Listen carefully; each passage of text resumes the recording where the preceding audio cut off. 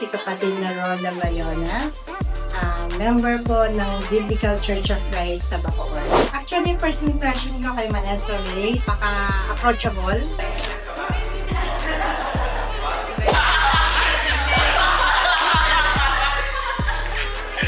During the sessions, alam ni Maestro Ray yung kanyang tinuturo, na-impart niya ng proper sa amin yung dapat niyang ituro sa... Be mindful lang.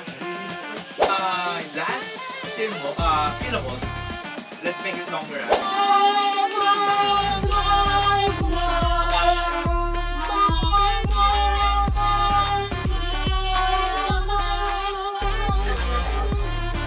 Dahil dun sa mga naging part niya sa amin, alam kong yung ibang mga aspiring is matututo.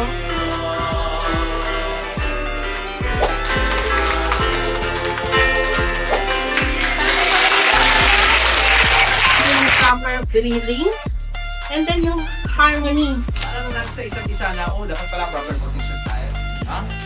Breathing, kayo na po ba?